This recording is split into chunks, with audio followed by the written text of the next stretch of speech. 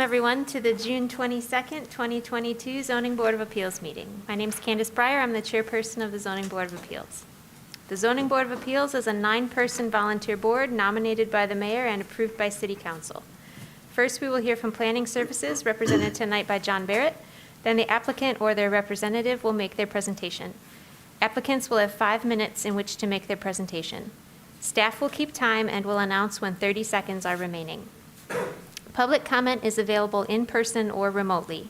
We will first call on individuals present to address the board, then remote participants.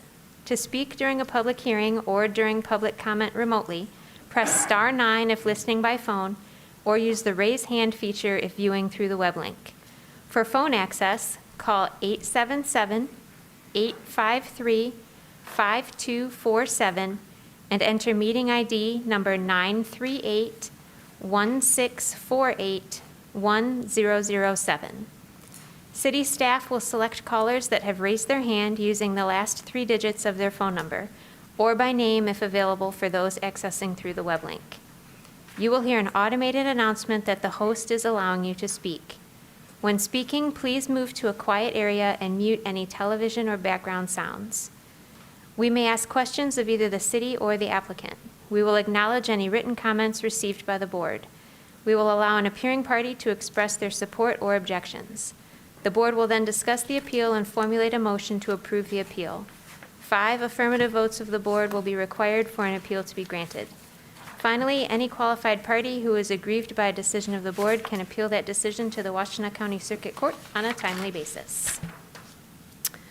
Roll call. Candace Breyer, I am here. Mike Daniel. Dave DeVarty. DeVarty here. Chris Madigan. Here. Julia Good. Here. Chris Fraley. Here. Todd Grant. Here. Elizabeth Nelson. Here. We have a quorum.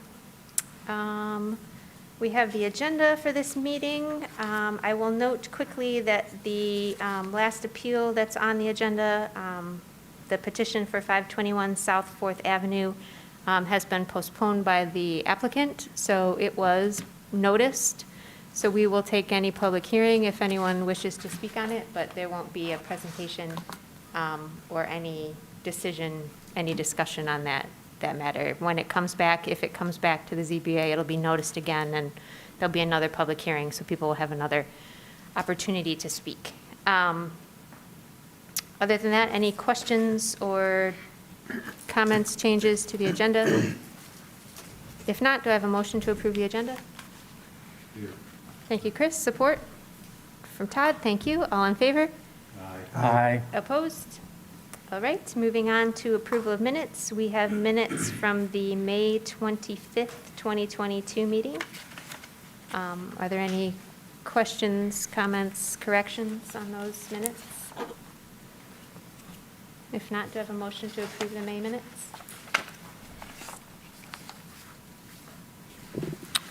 I'll make a motion to approve the minutes as Thank you, presented. Chris. Support? Support from Chris. Thank you. All in favor? Aye. Aye. Opposed?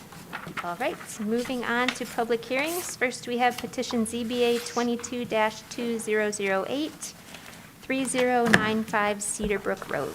John? I'm John Barrett, zoning coordinator for the city of Ann Arbor. The first petition before us this evening is 3095 Cedar Brook Road.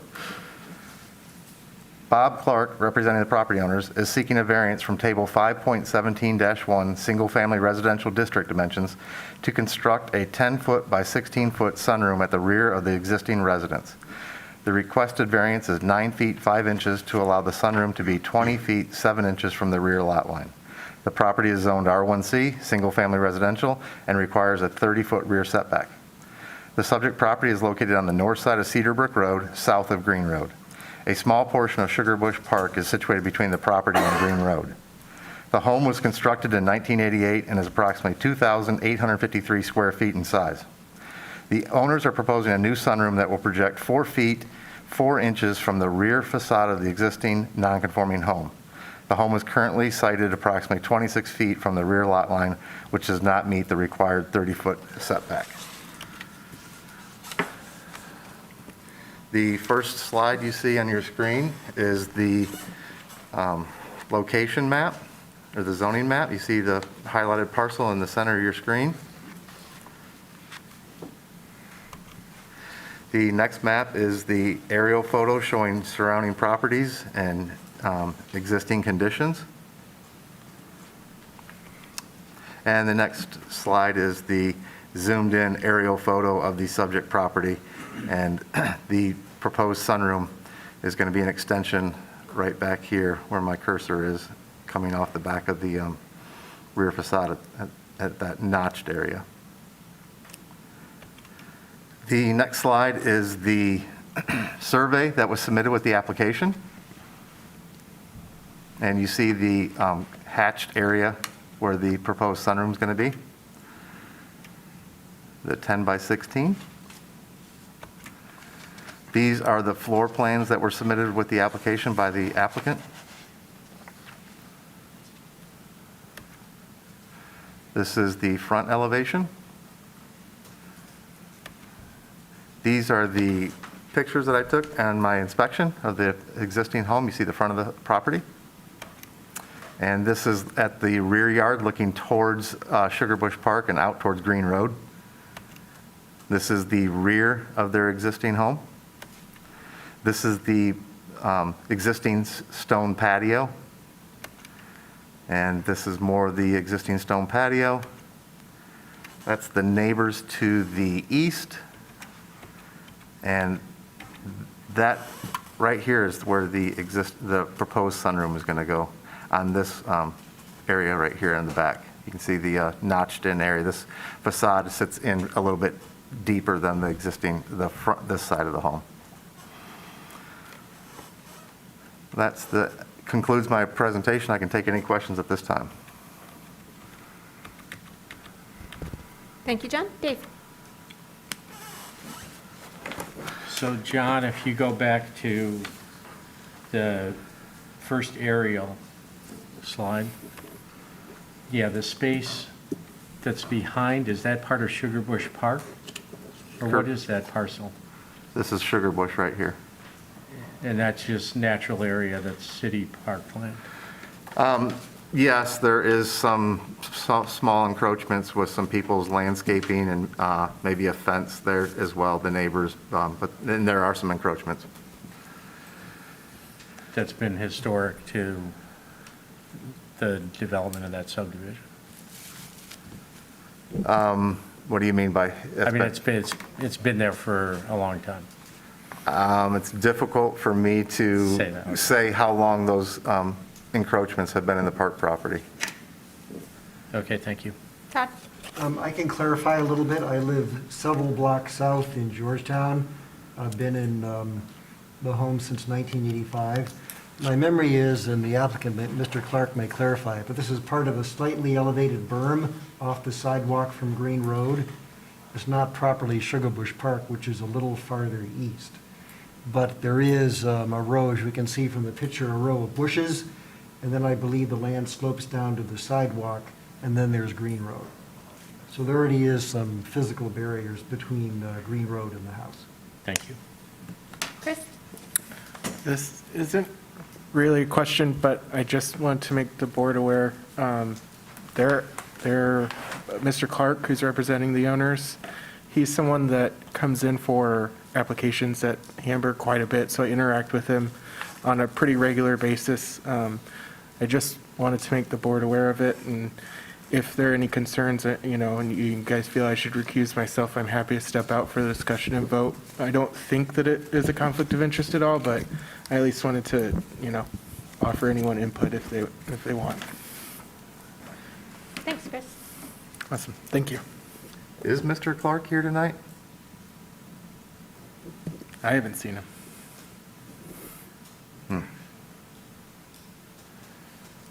Any other questions for John? John, I had a question, if you could show, like, on the survey map, usually, like, where the variance amount is? Like, if the deck So- was smaller. Yeah, from right here, where my cursor is. Uh-huh. to that rear lot line right there, they're supposed to have 30 feet. Okay, And they're asking for, they're asking for 9 feet 5 inches to allow the sunroom to be 20 feet 7 inches from the rear lot line. so the 9 feet is on the 16-foot dimension of the 10 by 16? So if they did a 10 by Yeah, it's 5? coming out 10 feet. You see look at right here, see that? That's 10 feet coming out from the home, and it's 16 feet wide.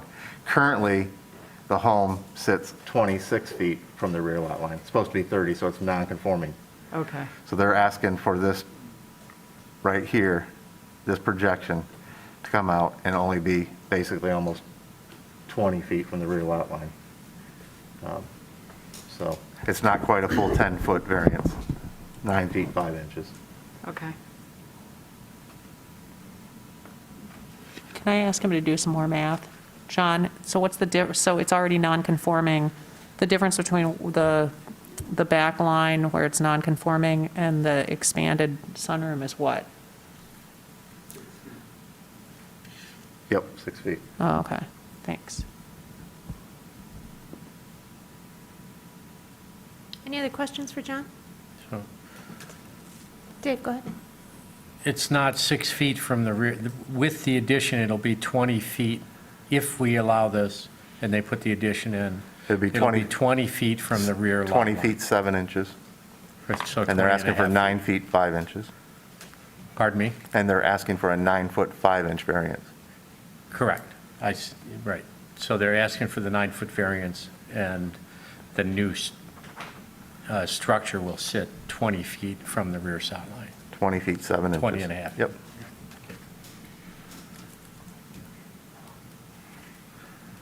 Any other questions?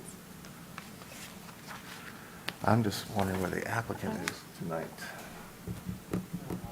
What's that? Yeah, that's what I was wondering.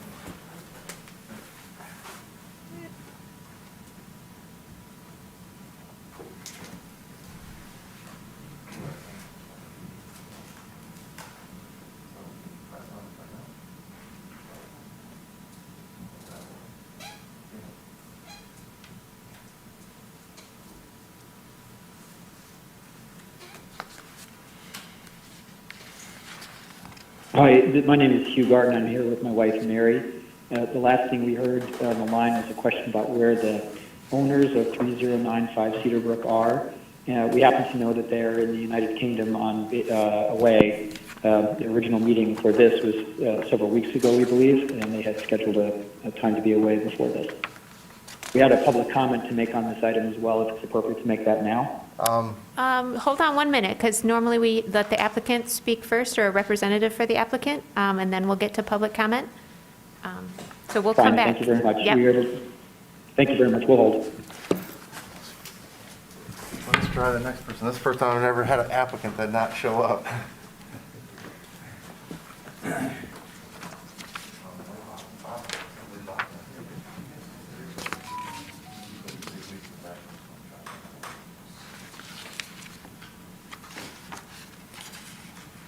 Caller with the ending 672, is this Bob Clark?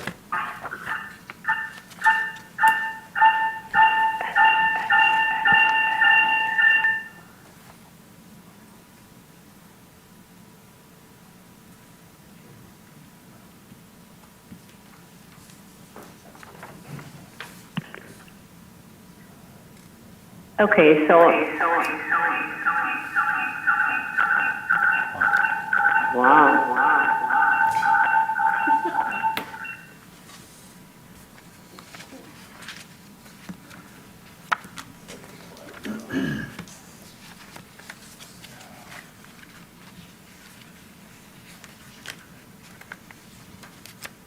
I apologize, everyone, bear with us. We are trying to find the applicant.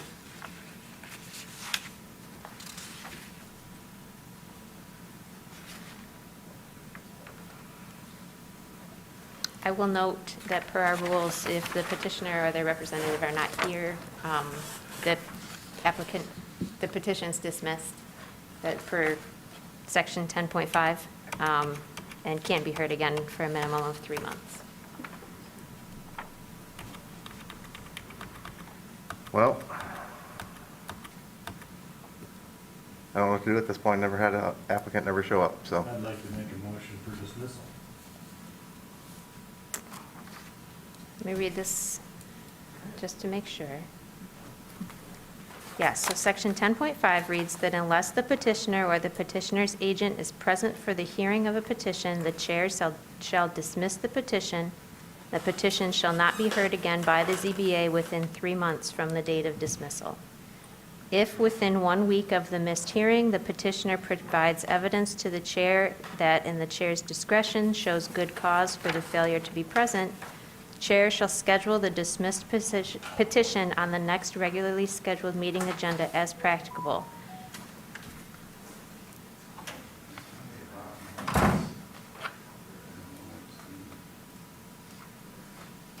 So I'll wait 1 minute because I think John's on the phone with the petitioner's representative.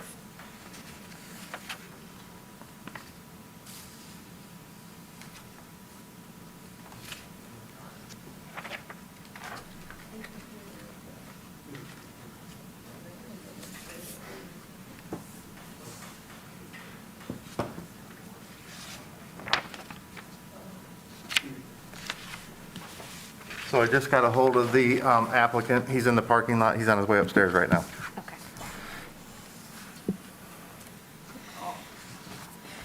Do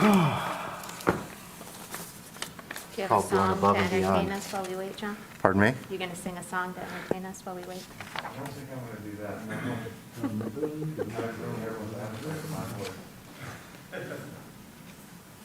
But he did say, he goes, it started at 6 o'clock. I said, I know, it's 6:20. He said, no, it's 10 till 6. So I think he needs a new one. Oh.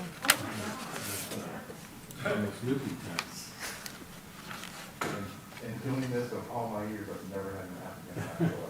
He must be on Newfoundland time, which is a half hour off. Forward, though, not back. Oh, you're right.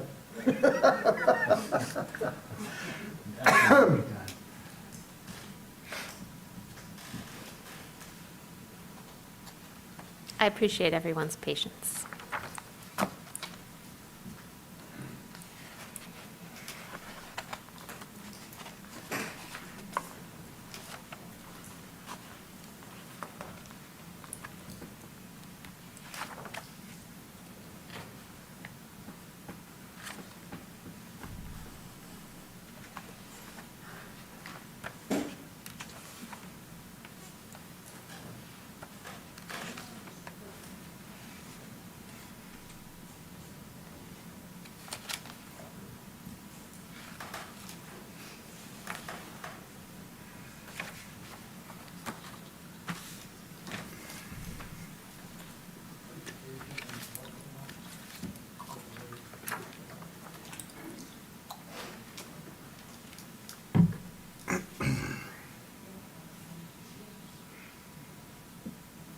I'd say we give him another minute.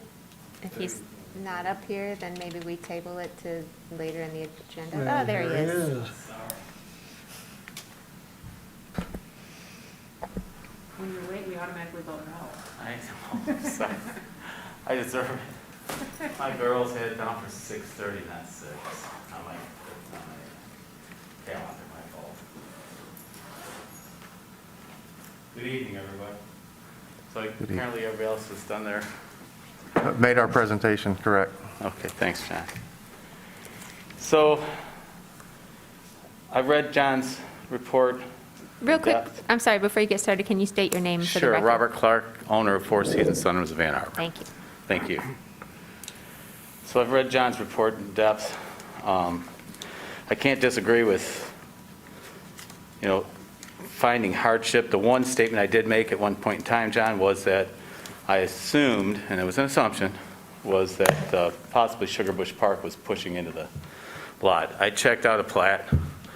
Every house and every lot in that neighborhood is almost identical to what we have in this situation. So the McLarens could not attend tonight because they're abroad. I think I sent you their letter, John, that No? No, I Okay, didn't went over their notes. So their background is they've lived in the house for quite a long time.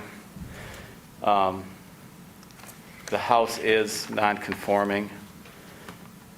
Really, it's the part of the living room, part of the chimney. So as much as we are 10 feet, looking for a 10-foot variance, the house is already 5.3 feet into that setback. So in a skewed way, we need 4.3 feet beyond what it already is. Mr.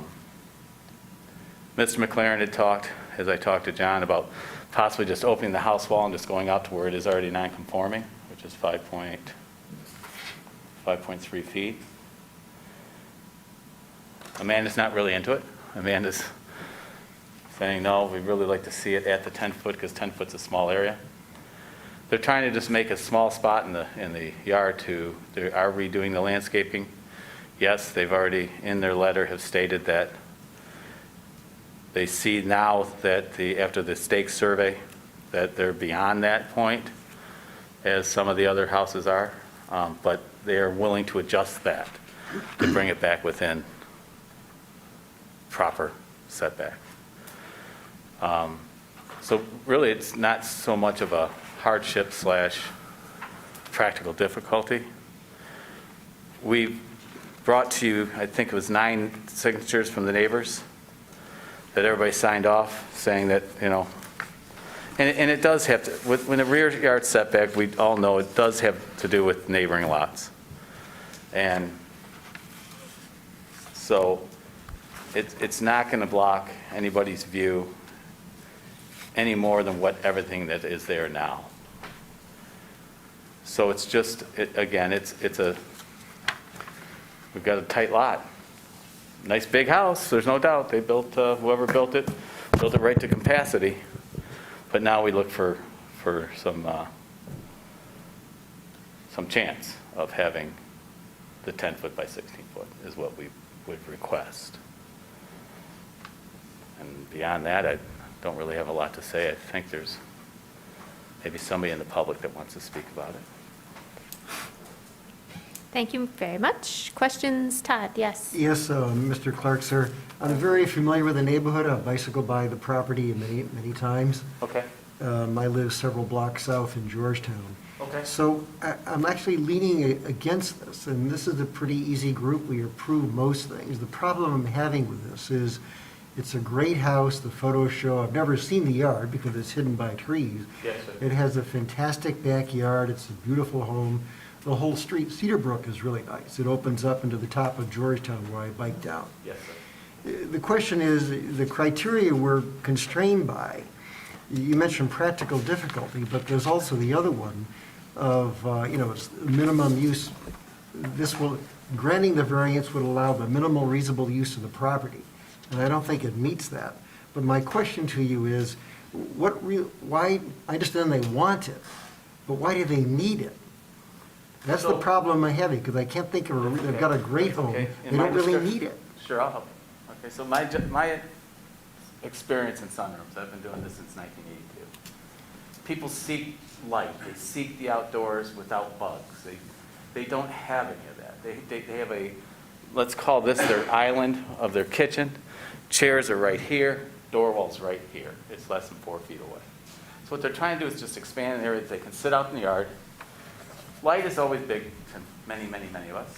Seasonal affective disorder is with every person in the world, some more than others. So they're just trying to get an outdoor space. They have a sunroom on the front of the house that is replica to what I'm putting on the back of the house. Yeah. So that it'll conform. Yeah, the front faces south, which is why ideally you'd like it to face the backyard. Right. Some people would. I mean, this is going north, but again, it's light. I'm not expecting that you know our product, but our product is a full glass roof, all glass walls, and open up the view is really what it's all about. A lot of ventilation, so they don't feel like they're in a cramped space. It's bringing them outdoors without the bugs. But of course, they could have, a screen porch or tent that they could take down when the winter comes. They could do that. That would allow I them can to tell do you, thousands of stories about those. You can buy them at Lowe's, and you can buy them at Costco, and you bolt them down in the first good wind. Can you speak into the mic, please? Oh, I'm sorry. CBM can't hear you. Okay, I'm sorry. So that, those, you put them up, you bolt them down, first nice big wind, it's in the neighbor's yard. So, I mean, that's a temporary structure. And that's what's weird about our rear yard setbacks in any community.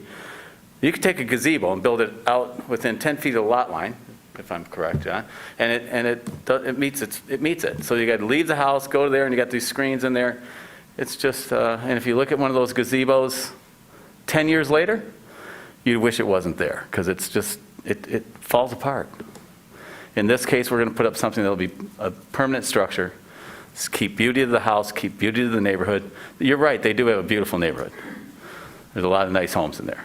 So we're just trying to maintain it and give them the space that they're looking for. Okay. Thank you, sir. No problem. Any other questions for the petitioner? All right, thank you very much. If there is anyone here in person that wishes to speak on this petition, please come forward now, state your name, you'll have 3 minutes.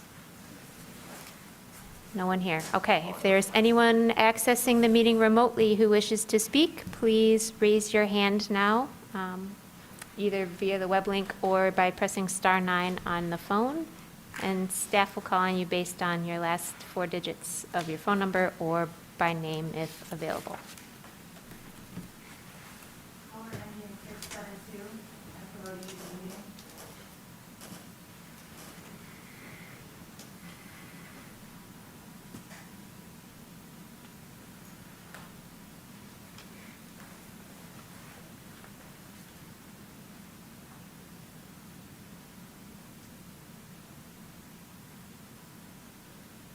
So it was caller 672.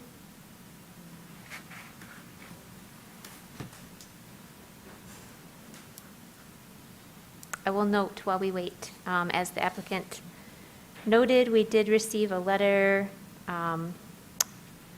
of signatures noting that they approved the sunroom addition from Mara Kent at 3087 Cedar Brook, Tom Kent at 3087 Cedar Brook, Nicole, can't quite read the last name, at 3104 Cedar Brook, Richard Canry at 3104 Cedar Brook, Lynn Richards at 3063 Cedar Brook, 3079 Cedar Brook, 3119 Cedar Brook, 3080 Cedar Brook, and 3088 Cedar Brook.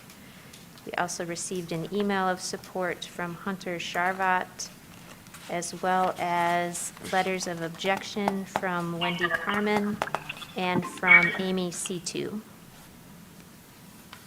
All right, if you are ready to speak on this petition, you have 3 minutes. Thank you very much. Can you hear us okay? Yes. Great. Good evening. My wife Mary and I are both here together. Thank you for taking our comments. We have lived at 3080 Cedar Brook Drive for 22 years and are familiar with the property at 3095, living across the street from it. We have no vested interest in this matter other than as neighbors who are aware of the plans that seems reasonable to us, balancing property rights against community rights. As you've likely heard, this property backs onto Green Road and is separated from it visually by a landscaped berm. My wife and I run or cycle along the pedestrian path on Green Road most days of the year, and neither in winter nor summer is the backyard of 3095 substantially visible. A variance such as is requested for this home will have absolutely no impact on any community member using the Green Road area behind the property to its north. In fact, if every house on Cedar Brook that backs onto Green Road were to be granted a similar variance, there would still be no loss of use, visual or otherwise, to anybody. The size and scope of the proposed project requiring the variance will have no impact on groundwater management, as it's simply too small for that. Finally, the visual impact on the immediate neighbors is likely to be minimal, given the existing design of the house. The owners of 3087 Cedar Brook, the home immediately west of 3095, have spoken previously that they have no objection to this variance, and as mentioned, you have their letter. Setbacks serve a number of important purposes in a zoned neighborhood, whether aesthetic or functional. However, the location and modest encroachment requested here would appear to violate neither. We urge you to grant the petitioners their requested variance. Thank you. Thank you. If there's anyone else who wishes to speak on this petition, please raise your hand now. Caller ending in 711 and promoting you to the meeting.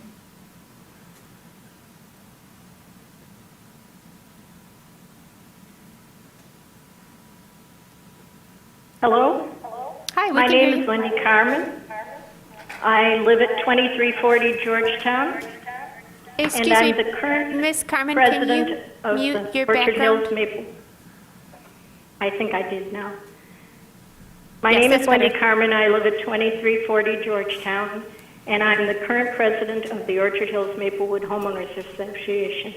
Some of you may know me as a former fellow CABA member. In May, I provided you with a letter about this request. I hope you took the time to read my letter. I laid out the reasons why I thought this request should not be approved. I listened to the petitioner during the May meeting, and I still believe the request does not meet any of the 5 standards for obtaining a variance, and that as written would allow this property to have a 20-foot, 6 or 7-inch foot rear setback when all the other neighbors have a 30-foot setback. I also indicated that I thought the request for permission to alter a non-conforming structure would have been a more appropriate request. Nevertheless, I don't believe you should approve that either. Nearly all of the proposed addition is in the setback and exacerbates the nonconformance of the structure. What is proposed is a luxury, and though it might be enjoyed by the owners, this structure already provides a reasonable use of the property. I learned of this request because the city sends Homeowners Association a copy of postcard that went to the close neighbors. I responded because I was on the board back in 1986 when the Windermere project was first submitted. Our association members worked with the city council, and the developer to create a development agreement that would provide solutions to handling the drainage problems that were expected from this development because of the topography and the swampy area. The development agreement required stormwater to be directed to the west, a drainage easement, a creation and management of a detention pond, and it secured a portion of the property to be added to the city's parkland. The road was not there at the time this was approved. Unfortunately, the city developer did not carry out these requirements, and worse, the city failed to enforce them. But as you can see by looking at the petitioner's drawing on the survey, the drainage easement was recorded somewhere. The detention pond was not correctly recorded and ultimately was sold for non-payment of taxes multiple times because the planning staff would not allow anyone to build in the detention pond. Finally, a neighbor purchased it to keep it from being sold over and over. Our association brought this to the attention of planning, but it isn't in our purview to force anything on these properties. Planning was able to get the donated parkland recorded, but they ignored the rest of the development agreement. You have If 30 you seconds approve this, remaining. You will not be granting relief to owners to have something they lack but everyone else has. Instead, you'll be granting something they will enjoy that might negatively affect their neighbors by making more impervious lot surface and increasing the potential for flooding. I hope you reject, but if you approve, I hope you will require the property owner to remove the impervious surface that they have placed in the drainage easement and provide on-site detention for their stormwater instead of encouraging the water to go through their neighbor's yard. Thank you. Thank you. Anyone else who wishes to speak, please raise your hand. Amy Situ, I'm promoting you to the meeting.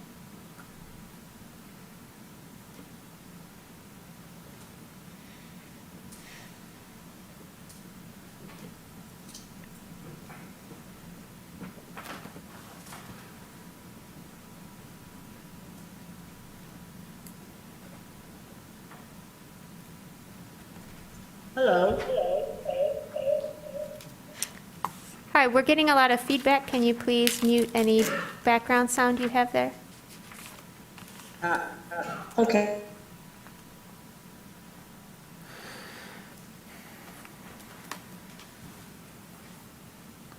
Can you hear me better? Yes, that's much better. Thank you. Oh. Hello.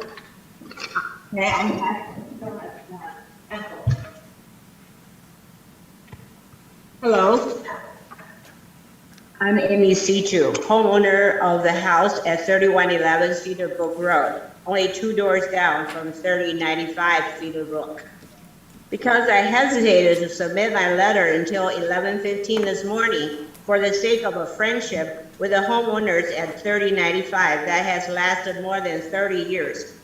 I don't know if all the decision makers have the chance to read my letter. I'd like to summarize the letter I submitted. First of all, the 28 families on Cedar Brook Road are very friendly to one another and would not hesitate to sign anything when asked, in most cases. 9 persons signed the form called Approved Signatures for Sunrooms Addition ZBA that Four Seasons Sunrooms asked neighbors to sign. 8 out of 9 will not be affected by the proposed sunroom for various reasons.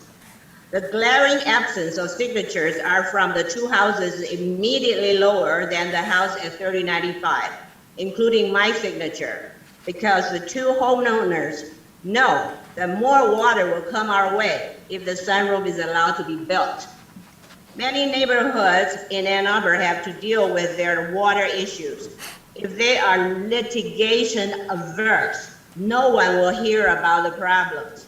The drain law for Michigan landowners from September 1963 and updated by the county in October 2003 seems to encourage neighbors to sue neighbors so that the city or the county does not have to deal with the water problems. With the recent trend of living more outdoor with patios and sunrooms, the climate change that brings increasing precipitation in Washington County, and population growth doubled since 1963, it is time for the county and the city to update the drain law for Michigan of 1963, instead of relegating lawsuits among neighbors to solve water problems. Actually, the original drain law was for farmers, not for suburbanites in crowded subdivisions. I therefore propose that the sunroom project at 3095 Cedar Brook be on hold until the laws governing mitigating water in the city are updated. Thank you. Thank you. Anyone else wishes to speak, please raise your hand. Caller ending 390 on the reading of the meeting.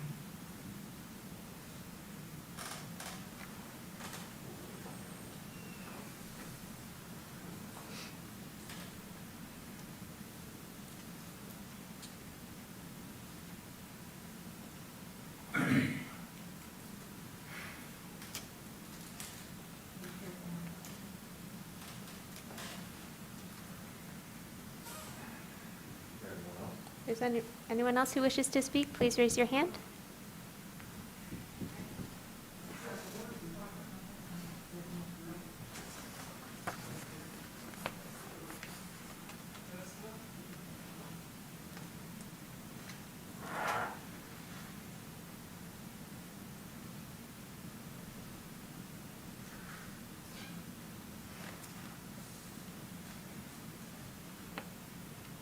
Caller ending 672.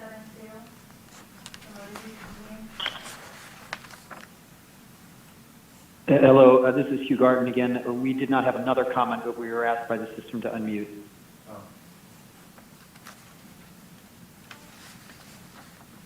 Is there any other public comment for this petition? If so, please raise your hand.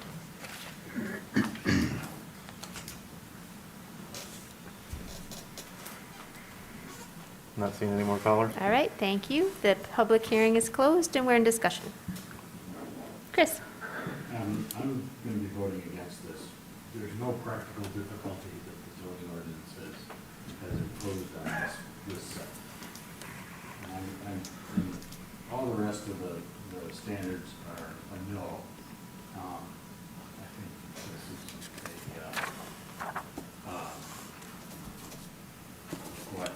this is a luxury.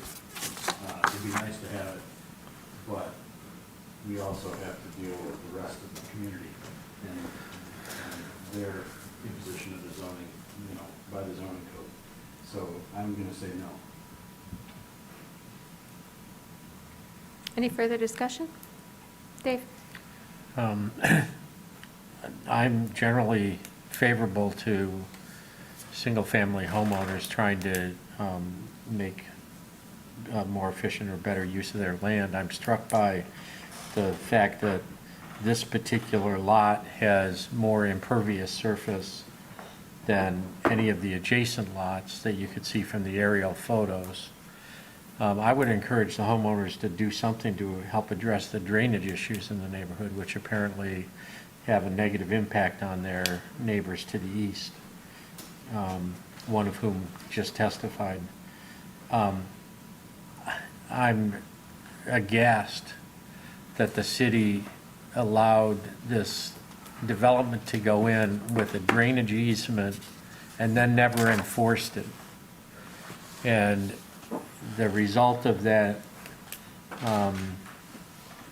oversight in enforcement by the city has caused residents up here, I'm sure, with the increasing severity of our precipitation events with climate change happening, I'm sure has caused them a lot of trouble with flooding issues. I think this proposal does nothing to alleviate that problem and probably does a little bit to exacerbate the problem. I just have to vote no on it. Any other discussion? Are we ready for a motion? I could make a motion. Thank you, Dave. ZBA 22-2008, 3095 Cedar Brook Road.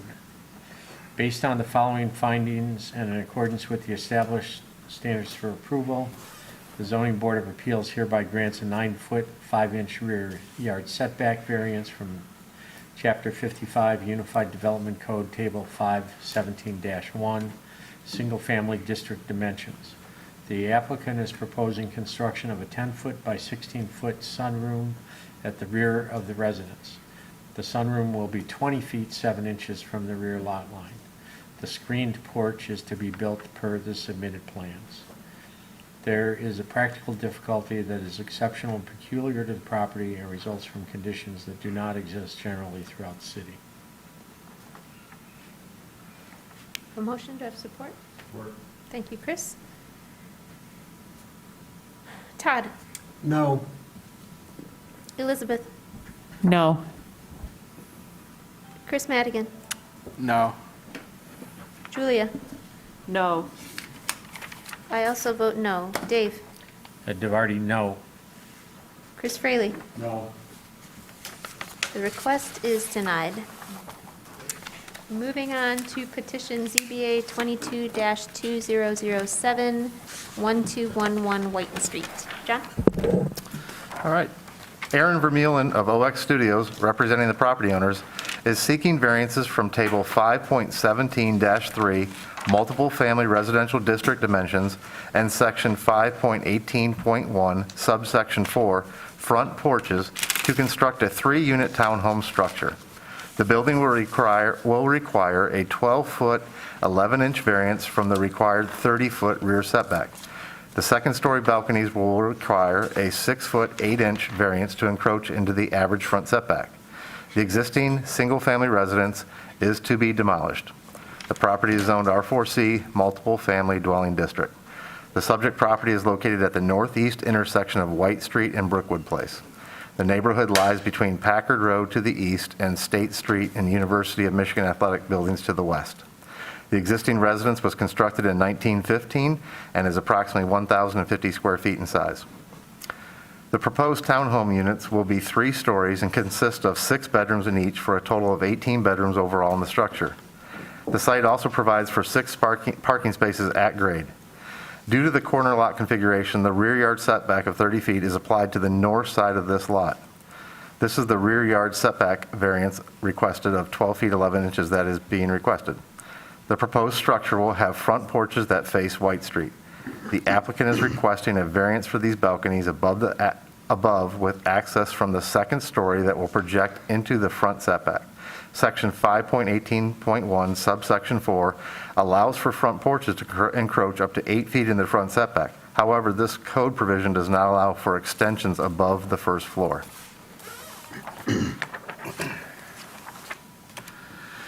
The first slide, if you'll turn your attention to your monitors, you'll see the highlighted parcel.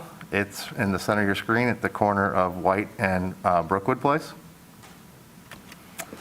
The next slide shows existing conditions, surrounding properties, and the state of the neighborhood. And the next slide shows the zoomed-in aerial photo of the existing property. As I stated earlier, this existing single-family home will be demolished, and the front setback for the property, you'll have two front setbacks along White and Brookwood. The rear setback is on the north side of the lot, opposite from the shorter of the two linear frontages, and this is the side yard. The next slide shows the survey that was submitted with the application. The next slide is the site plan. You see the proposed, this is going to be the conflicting land use buffer along the north side and along the side yard. They meet the 15 feet over here. They meet the 15-foot club over on this side. However, they don't meet, obviously, the requested 12-foot, 11-inch variance to the north. They're only 19 feet, 1 inch from that rear lot line. And you see the configuration of the front porches with the balconies on top. And then the parking spaces below. These are the unit plans showing the first, second, and third floors.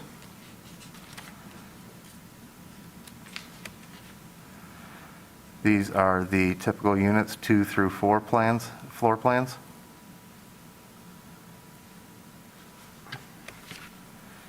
These are the exterior elevations being proposed. You see the north elevation, the west elevation next to it. That's looking from White Street.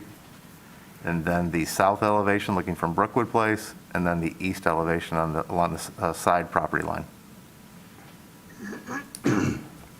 These are some of the materials and a rendering that was submitted with the application.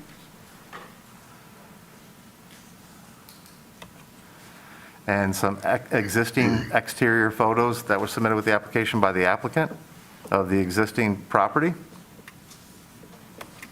And these are the photos that I took on my inspection.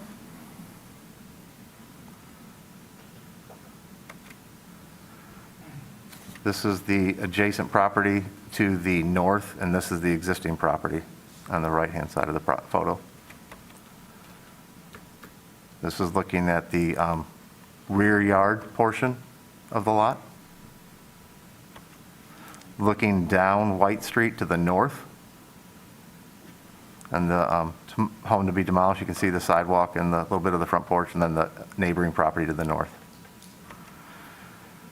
This is looking at the existing single-family home from Brookwood Place, and this is the front yard along Brookwood, and the neighbor to the east in the brown house. And these are the neighbors across the street to the west on White Street. And this last rendering is the applicant asked to have this submitted today, and they will be discussing this slide. That is all I have at this time. I will take any questions that you may have. Thank you, John. Any questions? Julia? John, can you go back to the slide of the materials? So the variance is just for this balcony? That's one of the two variances. You see how the front porch can extend into the front setback, but since this cannot. Okay. And then the other one Is the north side? is this side. They need 30-foot setback, and they only have 19 feet 1 inch. They're asking for, or 18 feet 1 inch. They're asking for. Wait, my math is terrible. 17 feet 1 inch. They're asking for 12 feet 11 inches. Okay. They have enough property to do a 15-foot conflicting land use buffer. They just don't have the rear setback of 30 feet. Okay. Elizabeth? I have a question about the conflicting land use buffer versus the setback. I need a little more explanation of that. Why is this a conflicting land use? That's what they call it. They meet that. They don't need a variance with the flub. Okay, But it's because they're adjacent, it's going to be a multifamily unit next to a single family. But even our code still requires multifamily to put a conflicting land use buffer against multifamily. oh my gosh, that sounds like something we need to change. We've discussed that in the past. Oh my goodness, okay. But they don't need a variance from that. They're going to meet that requirement of plantings. Okay, so what they're actually going to have is 19 feet instead of 30? Wait. No. And maybe I'm not seeing in They're this asking- map. Yes. The conflicting land use buffer is fine. Correct. But then, do they have to have a 30-foot setback from that, or a 30? They have to have a 30-foot setback from this property line right here. Okay, That's their property line, And between what- them and 1209 White Street. And they have to have 30 feet, okay. And And they they're- have instead, 17 feet 1 inch. gotcha, okay, now I'm clearer, thank you. Sorry, I required And extra they're asking for a explanation. 12-foot 11-inch variance on that side. Gotcha, okay, thank you. Dave? So John, if they lopped off this top unit, the northernmost unit, so they would have 2 units there, and didn't put the balconies on, if they did that, they would comply with our zoning? That's correct. Okay. Chris?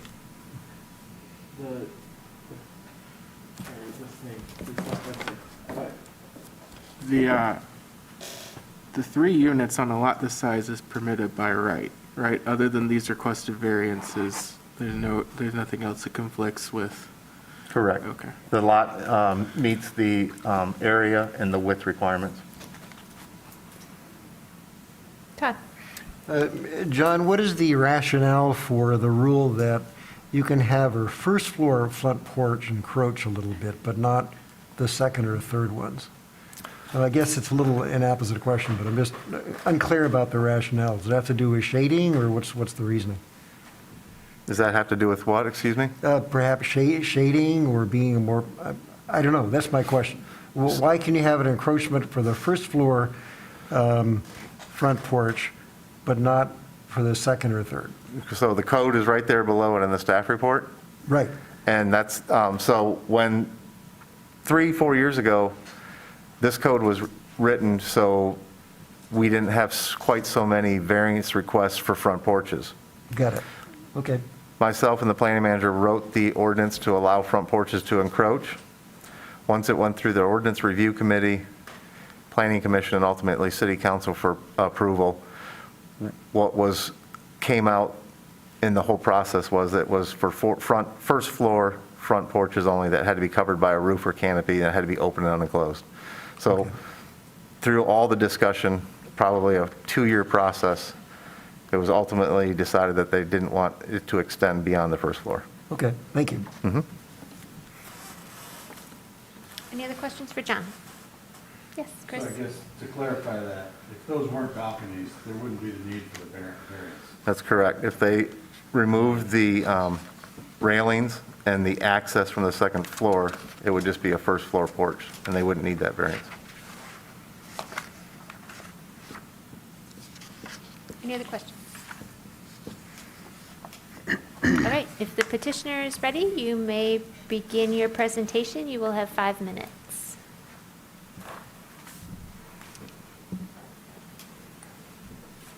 Aaron from OX Studio. I'm Scott Clausen. I'm going to be contractor on the job. But Aaron from OX Studio is going to do the explaining. He should be on Zoom. He's trying to get in.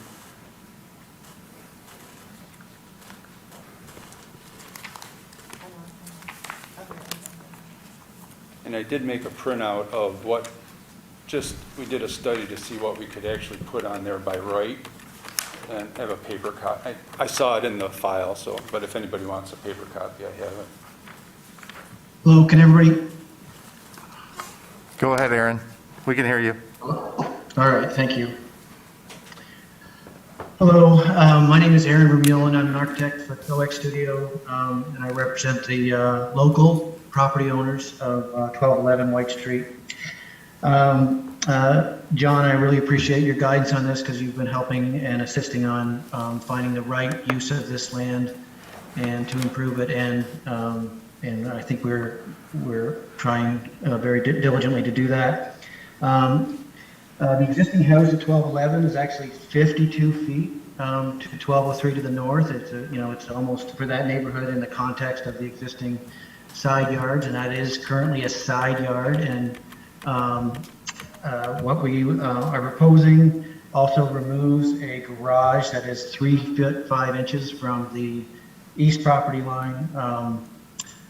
So we are correcting a few things with that revision. The 3 units were studied as an attractive townhouse. As we were working with the corner lot obviously forces, in my opinion, because of the length of the lot and having 2 front yards, it forces the switch of that north side yard to be, by code, defined as a 30-foot side yard. But in actuality, I feel like the context of that neighborhood works well, and the current 52 feet is actually a lot of vacant space for the little home, and the neighborhood context is not really as relevant as it could be. Our proposed design allows for 5 parking spaces underneath the units, kind of a piano nobile design. That means we got a attractive stoop and a front yard walk up that allows a very attractive aesthetic from White Street, and the use of the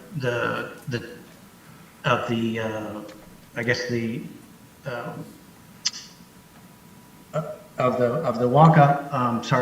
The use of the roof for a balcony is really, this allows the occupants on the second floor to obviously go out and on a very small restricted 5-foot balcony, just to get some light and air, and we feel like that's just a use of and not an extension of the second floor. It is an exterior. All it is changing the roof to a guardrail. In addition, we are proposing, underneath at the parking level, room for solid waste that would all be hidden from the street, along with bike storage and EV charging for one station for the occupants. So I guess I'd like the discussion, to revolve around this definition of the rear yard being, on the north, and I'd like the context to be relevant to what we're trying to achieve here with kind of a townhouse aesthetic. We did study, and this is the last slide, and this is not something that we want to do, but with the 30-foot height, we would be able to accomplish the 3 units and the bedrooms by right. Unfortunately, I don't think anybody on the board would agree that this is what the neighborhood would need or should have. But the economics of Ann Arbor and this site,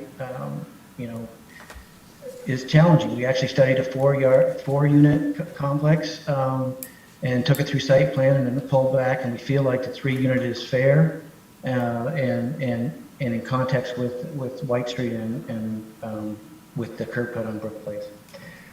This study is really just to say, can we fit it within the 30-foot setback? And yes, we can. But unfortunately, what that code does is it defines a flat roof and kind of an apartment look that was done a lot here in the 60s.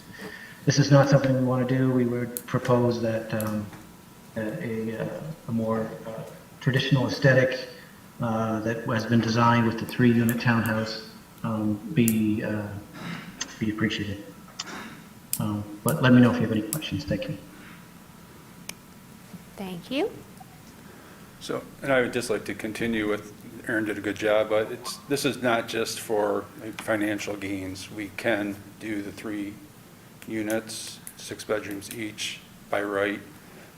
It'll be a much more attractive townhouse style, the way that OX has designed it. Fits in way better with the neighborhood. The single-family house that's there in the lot now with the big open side yard right now it looks out of place. And I just think it's a good project. It's going to look great in the neighborhood, and it's going to help beautify the neighborhood. So. Thank you. Any questions for the petitioners? Todd? Yeah, sir, I guess a question for both of you. So you have made clear that you could build, you're demolishing the structure. So, and it'll be a big improvement in the neighborhood. That's great. I used to live down there, so I'm fairly familiar with it. And these are, worker bee, old homes, and a lot of student rentals, and this is the big upgrade. But you've also said that you could go ahead and construct something. You propose something that looked rather severe in the facade, but you have a number of choices. You could construct something that wouldn't need any variances at all, right? That's correct, right? Yes. Correct. But that would mean a flat roof.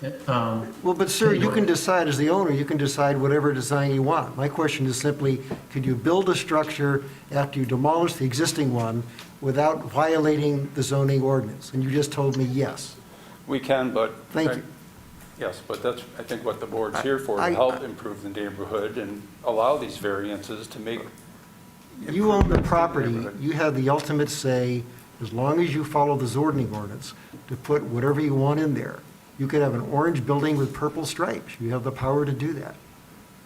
I guess I We can't influence that. Correct. But the current, the corner condition enforces a side yard to be defined as a rear yard. And I would just like everyone to look at this property, that So it we is see actually that issue not. a lot. Corner lots come before this ZBA a lot. Okay. No pun intended. They're here frequently.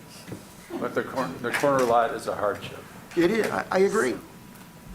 But, you're proposing, you're trying to ram us in by saying, if you don't give us the exceptions on the zoning ordinance, we're going to build this crap building. You know what, and we did... I don't like that game. We don't... I'm not going to vote for this. Okay. We don't like it either, and we didn't want to... It's your game, I resent it. Dave, go ahead. Not a question for the petitioner. Are we in discussion? No, we're still questions for the petitioner. Okay. Any other questions for the petitioners? Elizabeth? I just want to clarify what we're talking about, because I'm not sure I was entirely clear. So the image that I'm looking at on my screen right now, the boxy flat roof, you're saying that by right, you could do 3 units going up. Is that what you're saying? That's all we're saying. Okay, and so this is that you're asking this board to contemplate. No, it's just a study, because a lot of... Go ahead, Aaron. Yeah, please accept that this was, we evaluated this site in many different ways to find the greatest and best use of this property. And this, in looking at the setback, we can accomplish the same thing. Unfortunately, it defines basically a flat roof. And we don't want to do that. This wasn't an idle threat. It was really a study to see what we could do and if we could do it. And we were hoping that it would encourage a little more relief from that rear yard on that 12 feet, and which would gain us, it's actually 20 feet from 1203 for the townhouse concept. It's really just a study to evaluate if we could do the same density, and we can. That's all it was. I appreciate that, and I want to tell you that I did not project any ill motive on that. I appreciate more information rather than less. So I appreciate you offering that to us, because that's informative to me. I thank you. Thank you. Dave? Are we on discussion yet? No, we're still on questions for the petitioner. Okay, I guess I'll frame it as a question. So you're looking at this rear yard and saying, oh, that should be treated as a side yard. Well, I would ask you then, if we treat that as a side yard, wouldn't then we treat the yard off the lot line on the east would become the rear yard? So one of those sections has to be the rear yard. Right. There has to be a rear. You can't have everything be side. We also So have I'm two just front saying, yards. you're putting forward a concept here that, oh, let's treat that rear yard as a side yard because that's the natural thing of it. Well, okay, then let's treat the other piece as a rear yard. You're playing a game with this rear yard as a side yard thing. So I just want to say that and ask you, would you prefer us to say the rear yard should be along that longer dimension? Would you prefer that? No, I would, no, the analysis on the north is between the 1203 and 1211. I was just saying that the context of the 3 units facing White Street to any pedestrian or anything else would feel like a side yard. I'm not saying it's conditionally not a rear yard by code. Sorry. Any other questions for the petitioner? All right, thank you. If there is anyone from the public who wishes to speak on this petition, if you are in person, please come forward at this time. Before you begin, please state your name for the record. You'll have 3 minutes. Okay, my name is Charles Nelson. Is it okay to take off the mask? While you're speaking, yes. So I've been living there since 1978, and big changes in that length of time. 50% homeowner owned and occupied when we moved in 1978. The city's changing. We all see that around us in many different neighborhoods. Several properties, I'm counting like 4 or 5 of them, have gone to 6 bedrooms from 3 average size in these houses. I live in a house that was one of 7 built by the same builders, about 1,280 square feet. And they're all like, you know, a 12 and 12 pitch on the roof, and it looks nice. We used to have more trees. You know, we're working with the city to try to get more back in. A couple of them died, several died. I appreciate the owners and the designers' efforts to continue the architectural site of angled roofs. It's important to the neighborhood, to me. We've been living there, as I said, since 1978, and an effort to make a property look the distinction between a flat roof and this, I am in support of. And I guess that summarizes my standing. Thank you. If there's anyone else here in person who wishes to speak on this, please come forward. If anyone accessing the meeting remotely wishes to speak on this petition, please call in now and press *9, or if you're accessing via the web link, please use the raise hand function. There don't appear to be any callers at this time. Thank you, Courtney. With that, the public hearing is closed and we are in discussion. Todd. So let me clarify my earlier comment. People have a lot of discretion as a developer, particularly when you raise the building, when you demolish it, to build whatever they want. What ticked me off was erecting the straw man saying, this is what we propose. It's a very cool, neat design, but you need to approve some variances. If not, here's the other thing we're going to do. And my comment is simply there are a range of things they could do. They could build an orange metal building with black stripes, you know, with a weird metal ornament at the top. They had that ability. So I know there was one project, and I believe it's, I can't remember which street, but as you head down to, it used to be Fingerly Lumber, where I think the City Planning Commission, the owner wanted some new things. They said no, they didn't get it, so they built a very plain design. It's 3 or 4 houses in a row. I can't infer intent. But this is a straw man game setup. They have the ability to design whatever they want. My bottom line is, they didn't need to come here. They have many choices to improve the neighborhood, and they want to, which is wonderful. But they don't need a special dispensation from us. They don't need to come here. And that's why I'm voting no on this. Dave? I look at our standards for approving a variance, and clearly they don't meet most of them. Is there a practical difficulty peculiar to the property? No. Practical difficulty that will result from failure to grant the variance that includes substantially more than mere inconvenience or inability to attain a higher financial return? No. A variance shall be the minimum variance that will make possible a reasonable use of the land or structure. There are so many reasonable uses of this property to put really upsized development. They could put it, I live in Burns Park. I actually grew up about 3 blocks from here.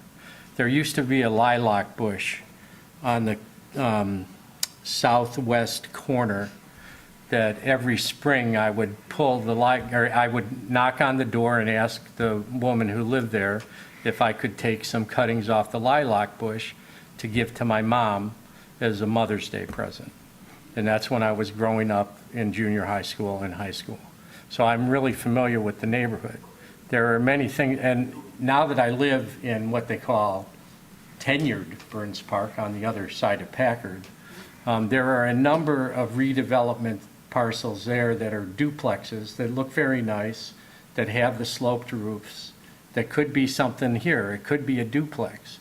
It could be larger than it is and deliver a substantially greater return to the investors than what's there now. The fact is, though, you don't need a variance to make this happen. And there's just, it doesn't meet our standards, and I'm going to have to vote no. Julia? It kind of feels like there's confusion about what we're here as a board. That the zoning said, and it's only in these criteria we're supposed to change them. I didn't make the zoning law, and I'm not crazy about it. I actually think, having spent a good chunk of my life in Chicago, in single-family neighborhoods, the corner lots is where you put a 3-flat.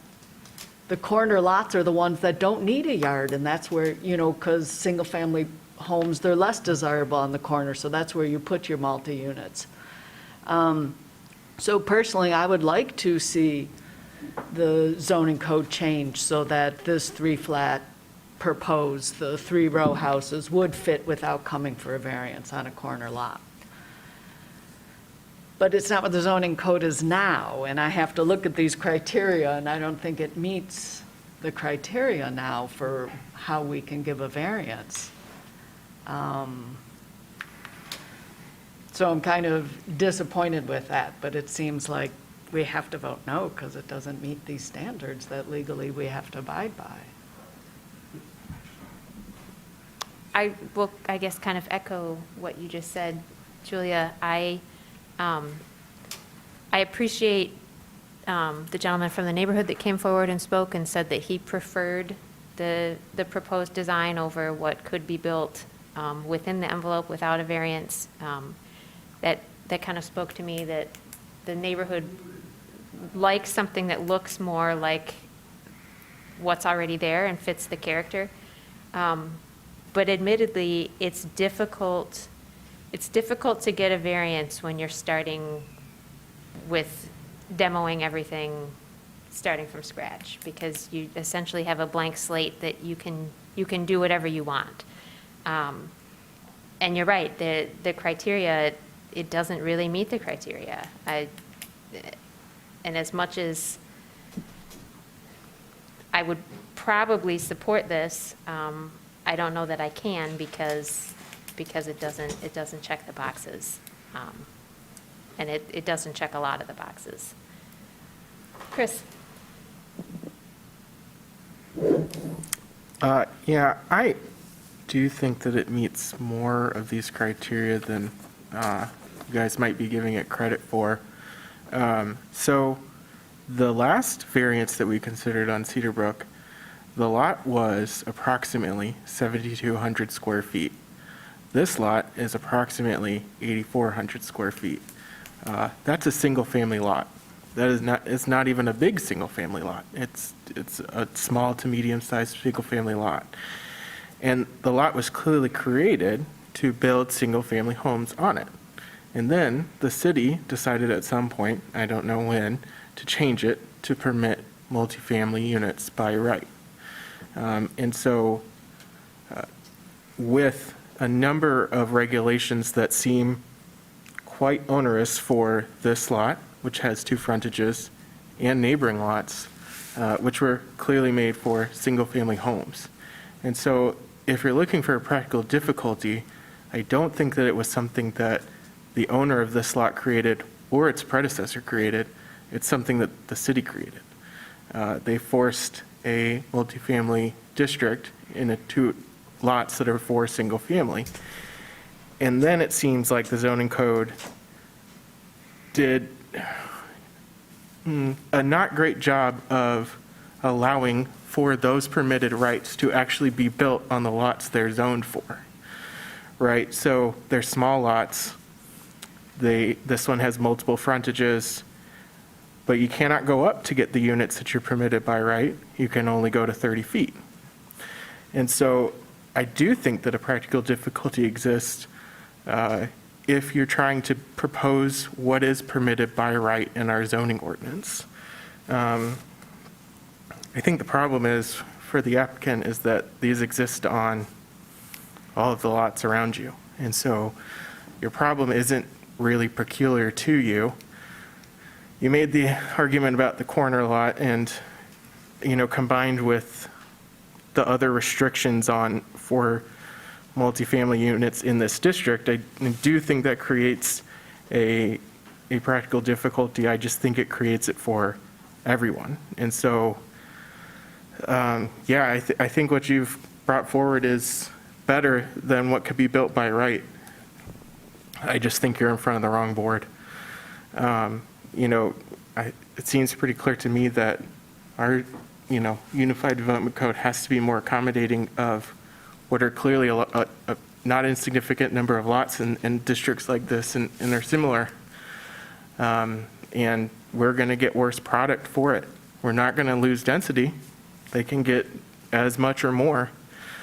But we're going to get worse. I mean, this is what they brought forward is ugly. It worked for me. I don't think it fits in the neighborhood. I wish that wouldn't be what was permitted by right, and I wish this was. And I think the ordinance should be changed to reflect that. So. Elizabeth? I appreciate Chris's comments because I was feeling that too. I feel like the combination of the buffer and the setback make it practically very difficult. And unfortunately, this is the wrong place for us to be making that decision. I wish we could make that decision because if something ugly gets built here, I'll know why. This is really hard. I wish that it felt within the parameters of the authority of this board to vote yes, but I don't see how. I appreciate what all of us are being educated about at this table. I think we've really highlighted a problem. Thanks. Chris? I would like to reiterate that ugly is not our purview. Thank you. Dave?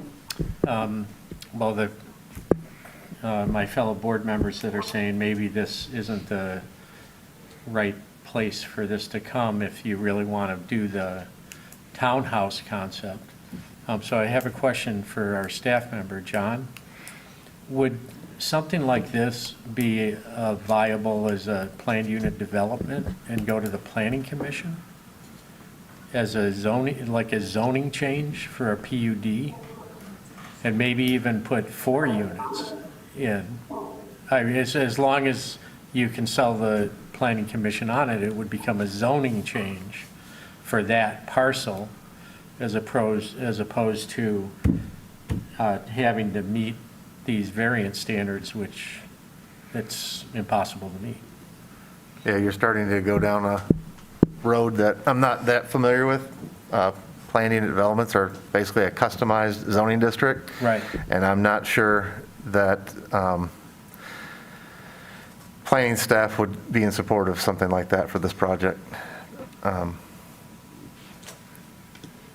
about planning commission? Well, I mean, that's where the policy's made.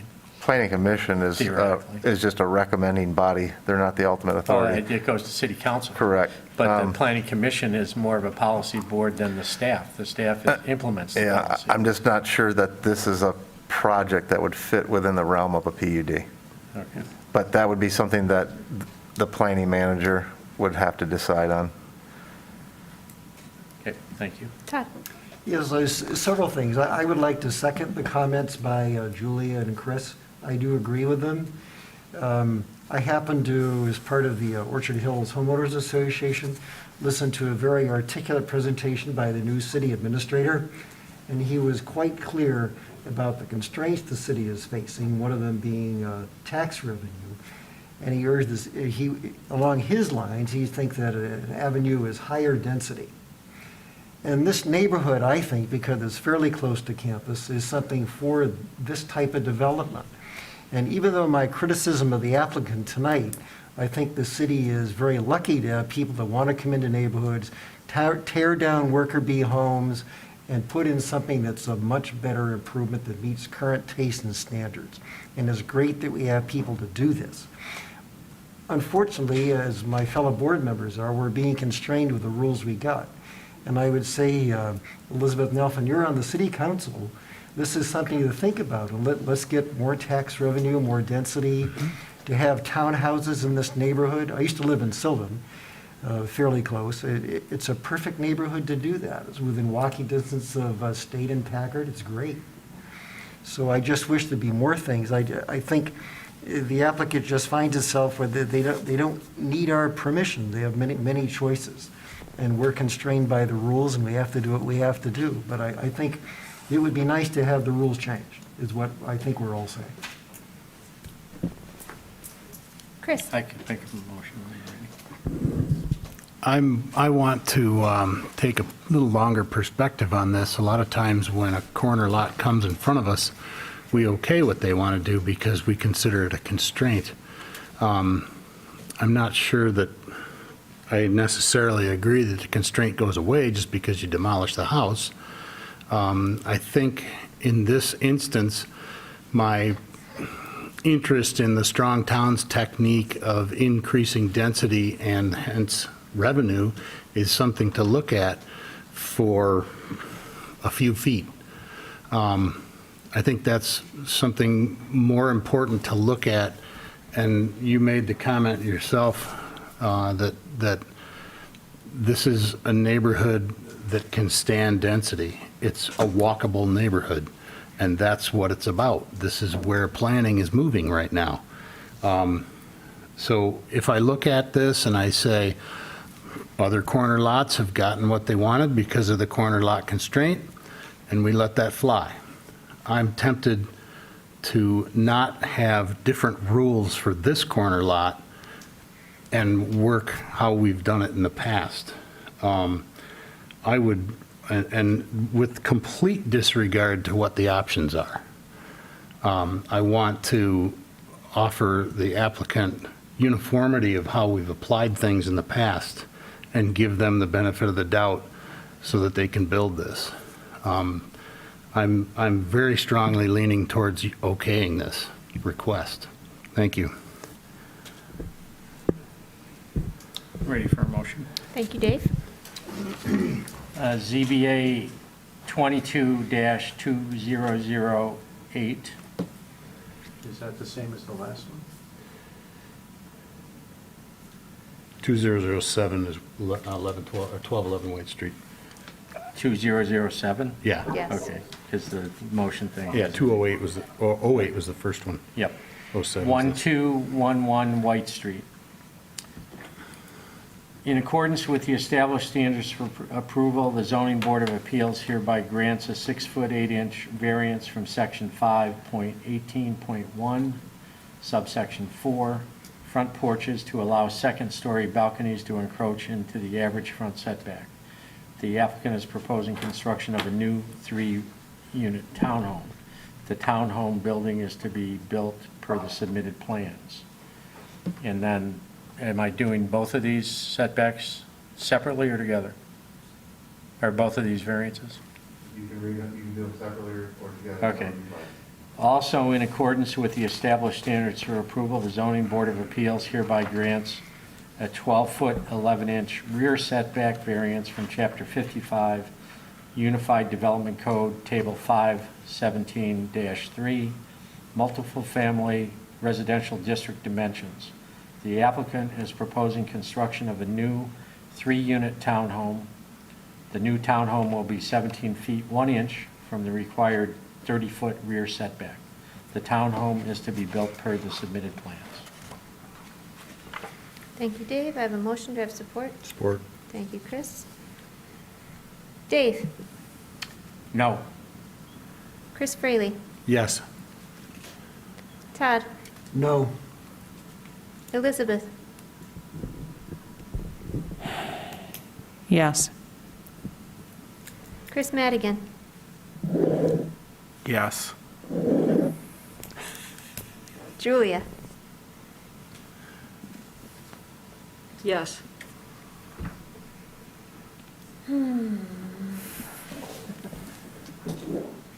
I also vote yes. The request is granted.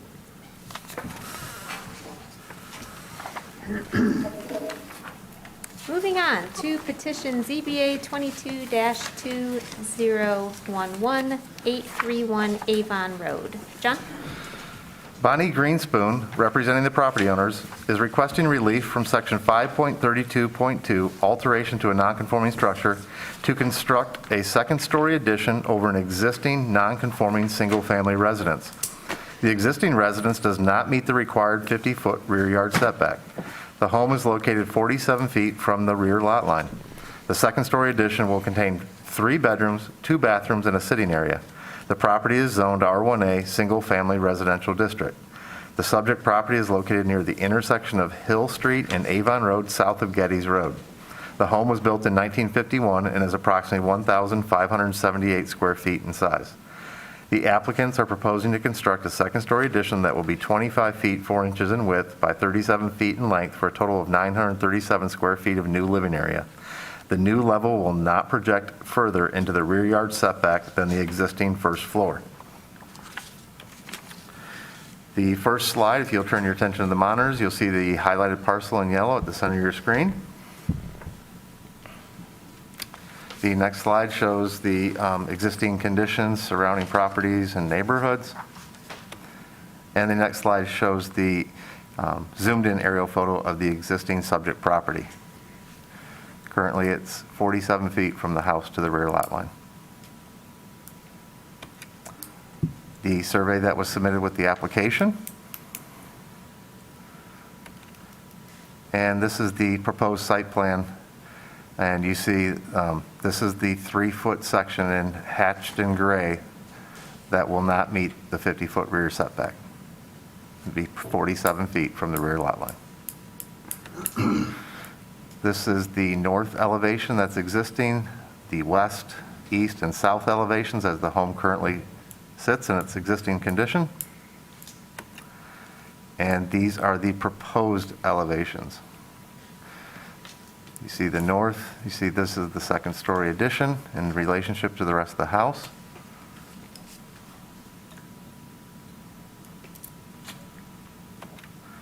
And this is the main level floor plan existing. You see the area that does not meet and the lower level floor plan.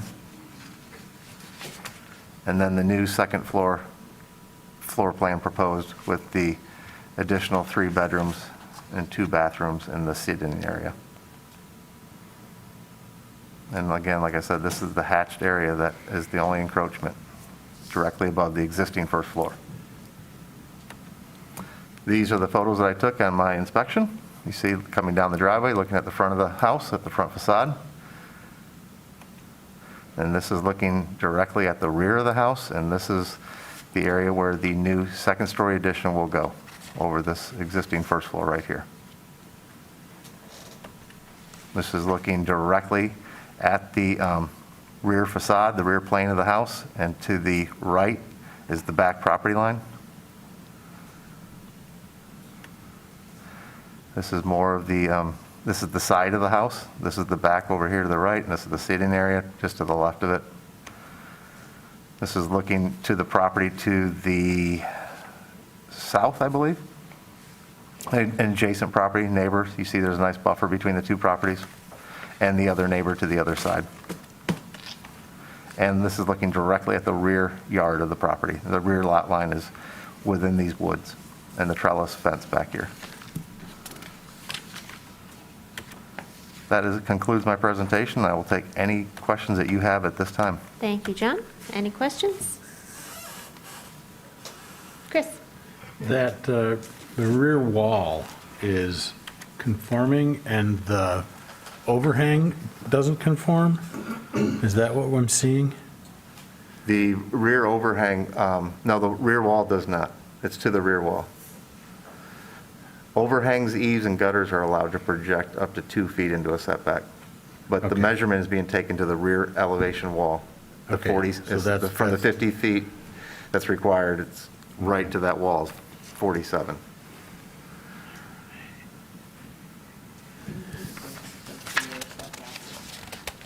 feet. Any other questions for John? R1A required 50-foot rear setback. C is And it's All at right. 47 currently. If the petitioner is ready, you may begin your presentation. Please state your name for the record. You will have 5 minutes.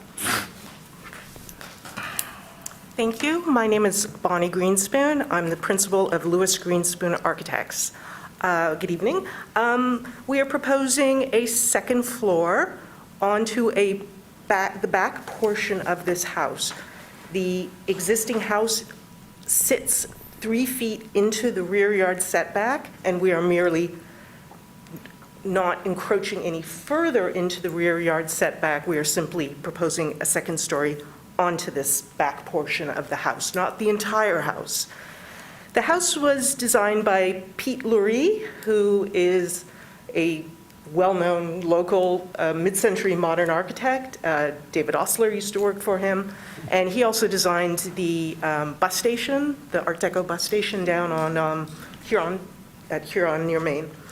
I would like to just point out some features of this site which make this site unique from the properties which are immediately adjacent to it, which in other words create a hardship for this site. This site is 0.391 acres.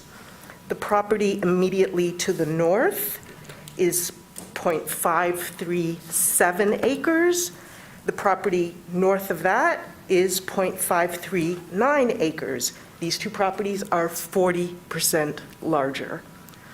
The property immediately to the south of this house is 0.65 acres, and the property immediately south of that is 0.627 acres, which makes them 60% larger than the property that we are dealing with. The other unique feature of this property is its depth. And if I take the average of, we understand the north property line and the south property line are different, and if I take the average of those two, which would essentially be the depth of the property down the center, this property is 234 feet long. The property immediately to the north is 280 feet long, making it 55 feet deeper. The property north of that is 275 feet deep, making it 40 feet deeper.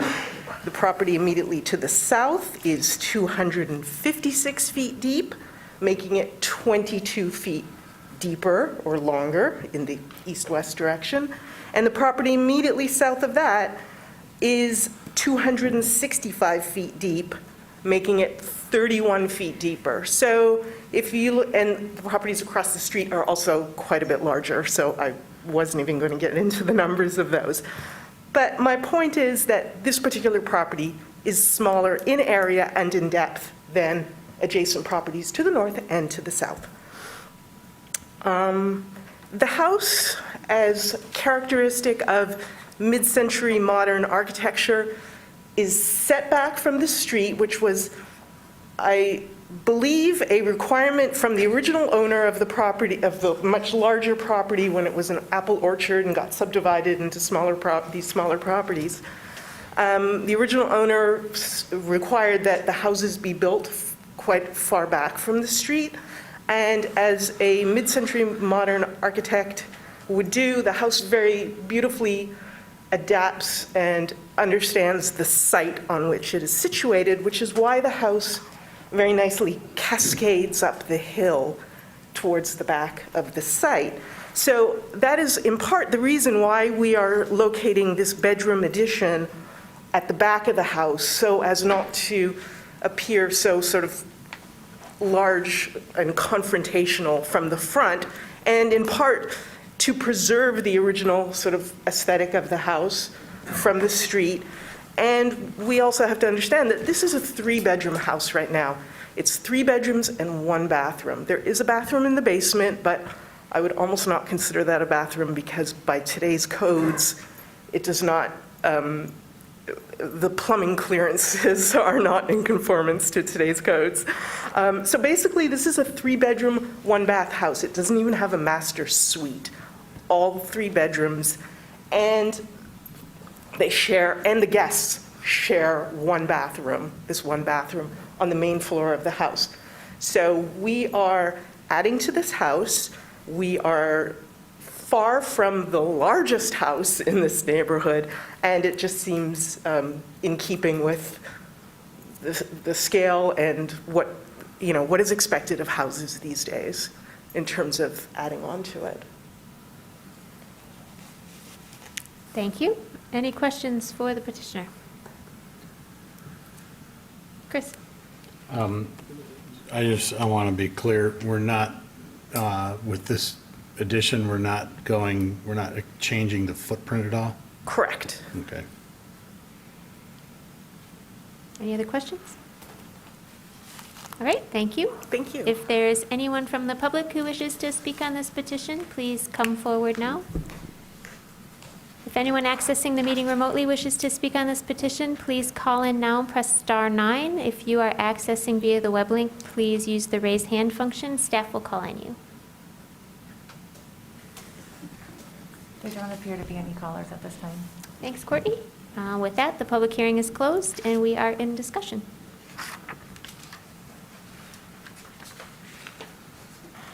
Elizabeth. I just want to make sure I didn't miss anything. I was clicking on everything I could find. There was no communication around this property at all. I did not see it. I have not received any correspondence. Oh, okay. All right. I don't have a problem with this. This feels consistent with a lot of the non-conforming expansions that we've approved where it's within the envelope. I don't really have a problem with this at all. This is an easy vote yes for me. I'm ready to make a motion. Great. Do it, Dave. Thank you. ZBA 22-2011, 831 Avon Road, alteration to a non-conforming structure. The Zoning Board of Appeals hereby grants relief from Section 5.32.2, alteration to a non-conforming structure to allow construction of a second-story addition over an existing non-conforming single-family residence. The existing residence does not meet the required 50-foot rear yard setback. The home is located 47 feet from the rear lot line. The second-story addition will contain 3 bedrooms, 2 bathrooms, and a sitting area. The construction must comply with the submitted plans. Thank you, Dave. I have a motion. Do I have support? Support. Thank you, Chris. Chris Madigan. Support. Julia. Support. I also vote yes. Dave. Yes. Chris Fraley. Yes. Todd. Yes. Elizabeth. Yes. The request is granted. Moving on to petition ZBA 22-2012, 521 South 4th Avenue. As I noted at the beginning of the meeting, this petition has been postponed. But if there is anyone who wishes to comment on it, you may do so now. Hello, folks. Thanks for your time. I won't take a lot. My name is Dennis Burke. I live at 528 across the street, South 4th Avenue. My wife and I are the only owner-occupied single family on either side of that block. A lot of the homes are listed as single family, but in the 40-plus years since we moved into our rebuilt and remodeled home, the fact of the matter is they're almost 100% high-density student-occupied single families. This house and request sits on a lot that has two identical twin houses that were built in the front, and this small house that sits in the back, according to the original Finkbeiner family that owned all three, I was told that the little house that they proposed to significantly alter or tear down was the original farmhouse that had that whole area of land running down to Allen Creek at one time. My concern is, in our neighborhood, the density, which I appreciate. I like urban living, and I know the density needs to go up in modern times, but the density in the last few years has skyrocketed. And we have two large apartment complexes that were built at the corner of Monroe and South Main. We have the old DTE building was torn down, and we have a 10-story large building, a half a block, that's an apartment building that's going up. It's 5 stories in the back, but 10 stories on the other side. And I just don't see how increasing the density on this small lot and not providing any off-street parking is reasonable. Where we live, we do not have residential permit restrictions on our street, and a lot of the apartment dwellers do not pay the extra monthly rent in these new developments to rent parking spaces. So our street is, you're lucky if you can find a parking space, and as soon as one opens, somebody pulls in. And then secondly, the downtown workers that don't want to pay the high parking prices or rent a space in downtown come and park on our street. And the daytime folks leave, and then immediately the nighttime restaurant and bar workers come in and park. So I don't see how going from what is currently rented, the two houses in front usually have 4 to 6 occupants. The one in the back, I think, usually has somewhere around 2 to 3 students. Without providing off-street parking and increasing the density in that small lot, I just don't see how it really fits in our neighborhood. So I would urge you to vote no if it ever does come in front of you. Thank you. Thank you. If there's anyone accessing the meeting remotely who wishes to speak on this petition, please call in now and press *9, or if you are accessing via the web link, please use the raise hand function. There don't appear to be any callers at this time. Thank you, Courtney. With that said, the public hearing is closed, and we will move on to unfinished business. We have review of bylaws. So, John, did you have any comments, I guess, on those? Did everyone read my email and the comments from the city attorneys to address that? I did, yes. All right. Are we prepared to make a vote to possibly approve or disapprove these this evening? Yeah, I guess, does anyone have any further comments or questions or suggestions? Chris? Yeah, I know you were very clear about when you needed comments by, but I just have 8 or no, I'm just joking. I'm ready to vote. I've been begging for 2 months to get these bylaws approved, but that's all. I have 6 amendment proposals. I'm just kidding. I'd make a motion to approve. All right, we have a motion from Chris, support from Julia. All in favor? Aye. Opposed? Fabulous. The minutes, or the bylaws, or the rules, whatever you want to call them, are approved. Rules of the We zoning now board. have rules, John. We can't make it up on the fly. Moving on to new business, we have addressed communications. I will note that I did regret to note that we received a letter on the White Street petition. There was a gentleman, Harold Newland, who was opposed to the variance for the balconies. So I just wanted to make sure that was added to the record. Public comment. If there is anyone else who wishes to address the ZBA, now is the time. Please call in, press star 9 to raise your hand, or if you're accessing via the web link, use the raise hand function. There don't appear to be any callers at this time. Thank you, Courtney. With that, do I have a motion to adjourn? Chris, support? From Chris, all in favor? Aye. Opposed? We are adjourned. Thanks, everyone. Okay.